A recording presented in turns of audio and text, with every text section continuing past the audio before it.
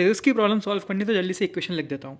अक्सर हमने देखा है कि किसी भी फिजिकल क्वांटिटी को कैलकुलेट करने के लिए हम मैथ्स का बहुत सपोर्ट लेते हैं। बट ये क्वेश्चन एक ऐसा एग्जांपल है जिसके थ्रू तुम देखोगे कि फिजिकल आर्ग्यूमेंट या फिजिकल लॉज जो होते हैं कैसे मैथ्स को भी सपोर्ट कर सकते हैं। यूजिंग फिजिकल प्रिंसिपल्स और फिजिकल थ्योरम्स हम मैथमेटिकल क्वांटिटीज को भी डिराइव कर सकते हैं। जैसे ये क्वेश्चन जो है क्लासिक एग्जांपल है इस बात का। मुझे इस क्वेश्चन के थ्रू सॉलिड एंगल फाइंड करना है, बेसिकली पॉइंट पी पर और पॉइंट क्यू पर, बट मैं इसमें फिजिकल प्रिंसिपल यूज करूंगा इलेक्ट्रोस्टैट्स का। तो इस हिंट के बाद एक बार स्क्रीन को पॉज करो और क्वेश्चन सॉल्व करने का ट्राई करो। ऑलराइट, तुमने क्वेश्चन को ट्राई किया होगा, अब मेरी चांसेस को सॉल्व करने की। तो बेसिकली क्वेश्चन ने पूछा है कि मुझे सॉलिड एंगल फाइंड करना है एट पॉइंट पी और एट पॉइंट क्यू, और फिर मेरे को उन दोनों का रेशियो लेना है। तो सबसे पहले देख लेते हैं कि सॉलिड एंगल एक्चुअली में होता क्या है। तो सबसे पहले कंसिडर करो कोई भी मेरी two dimensional surface like this, ठीक है। एलिमेंट्री एरिया कंसिडर किया है डी एस, और ये कुछ प्रोजेक्ट कर रहा है, ऐसे कुछ एंगल है इसका। अब जिस पॉइंट पे मुझे सॉलिड एंगल निकालना है, suppose this is my point P, इस पॉइंट पी से मेरे एरिया का जो पोजिशन वेक्टर है उसको अपन ने डिफाइन करा आर वेक्टर।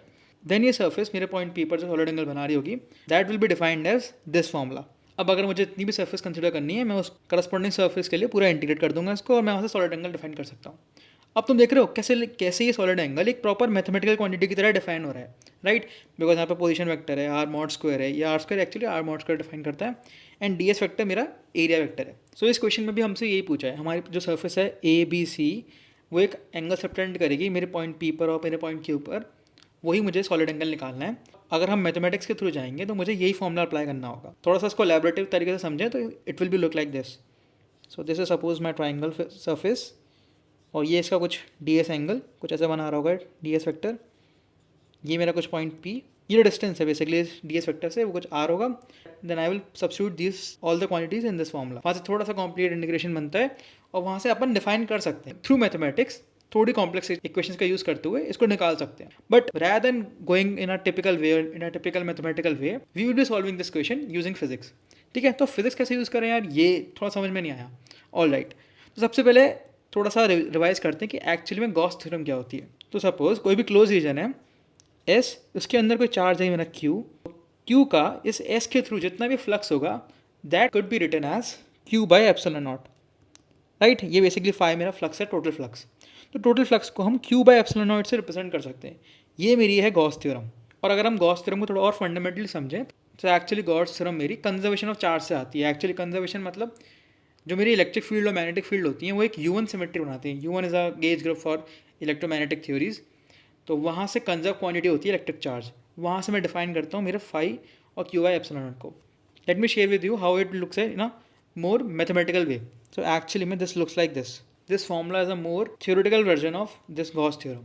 ठीक है, तो अपन इस पर नहीं जाएंगे, थोड़ा सा और ज़्यादा जब तुम फंडामेंटल फिजिक्स पढ़ते हो तब तुम्हें और क्लियर होगा इस चीज़ को। बेसिकली इसको जनरलाइज सिमेट्रीज के थ्रू भी समझ सकते हैं। ठीक है, इस पर नहीं आते अपन, मेन चीज़ पर आते हैं वापस। तो गॉस थ्योरम लगाएंगे हम इस करस्पॉन्डिंग क्वेश्चन के अंदर।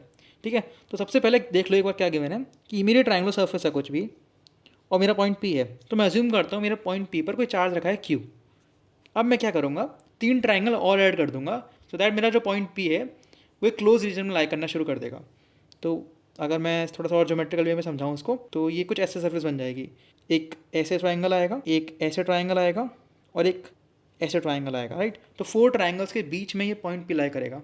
सो बेसिकली मेरा जो पॉइंट पी है वो एक क्लोज रीजन में लाई कर जाएगा and that region will be a pyramid, right. थोड़ा सा उसको कुछ ऐसे होगा मेरा पॉइंट पी। ठीक है, अब ये चीज़ देखो, अगर कोई भी मेरी क्लोज सरफेस होती है उसके अंदर कोई पॉइंट पी है, तो मेरा पॉइंट पी उस क्लोज सरफेस से क्या सॉलिड एंगल डिफाइन करता है उसको हम गॉस थ्योरम के थ्रू तुरंत कैलकुलेट कर सकते हैं। कैसे, जैसे मैंने अभी डिफाइन किया था Q by epsilon naught is equals to total flux from this point P, अगर इस पर कोई चार्ज रखा है क्यू। अब वो फ्लक्स को कैसे कैलकुलेट कर सकते हैं, that will be equal to E dot D S integration over all the surface. अब किसी भी पॉइंट पी क्यू से इलेक्ट्रिक फील्ड कैसे डिफाइन होती है, so this is my final equation. यहाँ से क्यू से क्यू कैंसिल हो जाएगा, 4 एप्सिलॉन नॉट से एप्सिलॉन नॉट कैंसिल हो जाएगा, तो in the end 4 pi is equals to R cap dot D S R square. तो ये क्या बता रहा है मेरे को कि कोई भी कैसे शेप की भी क्लोज सरफेस है या क्लोज रीजन है उसके अंदर जो सॉलिड एंगल है किसी पॉइंट पर, किसी भी इंटरनल पॉइंट पर, इज इक्वल्स टू 4 पाई। ये बहुत यूजफुल इन्फॉर्मेशन है, ये अपने को बहुत ना अच्छे से याद रखनी है, या फिर बहुत इसके बहुत ज़्यादा एप्लीकेटिव क्वेश्चन बन सकते हैं। यही थ्योरम अपने को, यही फिजिकल प्रिंसिपल अपने को इस क्वेश्चन में यूज़ करना है। तो कंसिडर करो, एक तो ये पॉइंट है, एक और पिरामिड है जो एंटायरली इसके अपोजिट है लाइक दिस। तो ये मेरी टोटल सरफेस जो है वो एक क्लोज सरफेस बन गई, राइट। और इसके अंदर एक पॉइंट है P। अब पूरी क्लोज सरफेस पॉइंट P पर क्या एंगल बनाएगी सॉलिड, 4 पाई, ठीक है। और टोटल ट्राइंगुलर सरफेस कितनी हो जाएंगी, नीचे 4 ऊपर 4, और हर सरफेस इस पॉइंट P से सिमेट्रिकल है। तो because of this symmetry solid angle हर सरफेस का पॉइंट P से सेम ही होगा। तो that can be written as A of omega P, right.